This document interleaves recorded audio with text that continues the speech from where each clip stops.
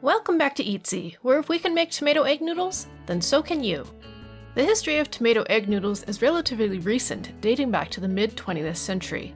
This dish emerged during the time when ingredients from other regions of the world, like tomatoes, began to be incorporated into Chinese cuisine, resulting in a variety of innovative fusion dishes. Tomato egg noodles have become a favorite comfort food for many, appreciated for their heartwarming qualities and familiar flavors.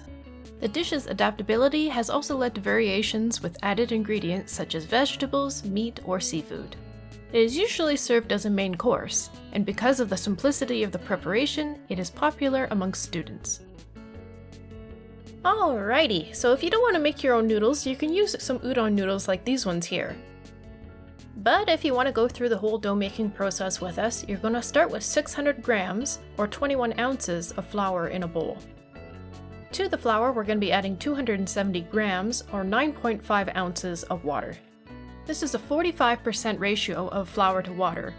So you take your 600 grams times by 0.45 is 270 grams. So if you want to make more or less noodles than what we made in our video, just take your amount of flour that you want times by 0.45 and that's the ratio of water that you need.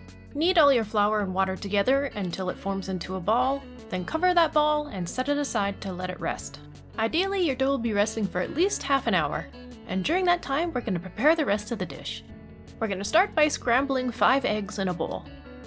Then we're going to take 4 medium-sized tomatoes and dice them up.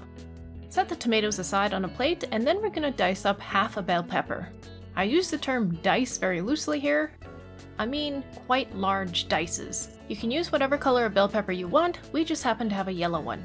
Next, we're going to do the same thing to a large green jalapeno. If your pepper has a lot of seeds in the middle, be sure to remove them. Next, you're going to finely slice all the cloves out of an entire bulb of garlic. You're going to want to make sure you use 10 to 12 cloves. When done, add your garlic to the plate of peppers and tomatoes. Next, we're going to head over to the stove, and however you like to do it, scramble your eggs. When they're done, set them aside for later. When done with your eggs, add a light amount of oil to a pan over medium to high heat, and we're going to add all the vegetables that we had sliced up earlier. So that'll be your garlic and all the peppers and tomatoes. Let them cook for a little while, and then we're going to add 1 teaspoon of salt. And then 1 tablespoon of light soy sauce.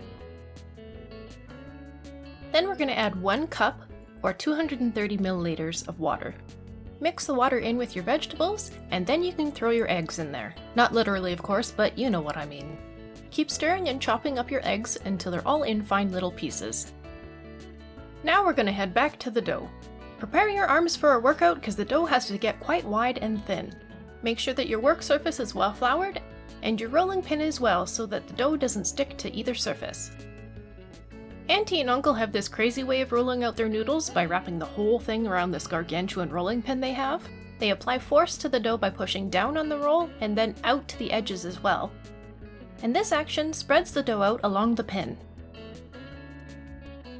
Everyone should practice and perfect this technique.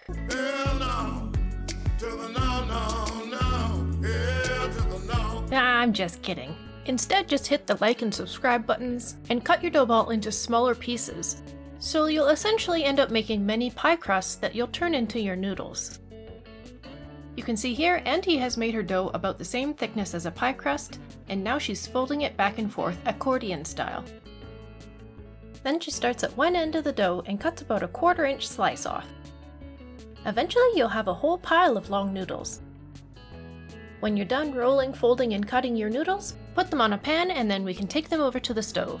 Bring a large pot up to a rolling boil and carefully add your noodles. Put a lid on it, but watch it carefully because it's gonna bubble white foam. When the thick white bubbles appear, that means your noodles are done. When your noodles are done, you can strain them from the water and put them in individual serving bowls. At the table, you can spoon on as much of the tomato egg mixture as you'd like to. At this meal, we also had a few side dishes, including sliced cucumber, as well as tiger dish and Chinese roast beef.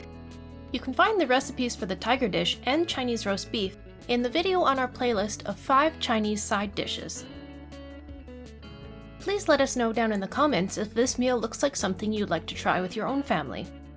And if you enjoy this type of content, please consider giving us a like and giving that subscription button a click.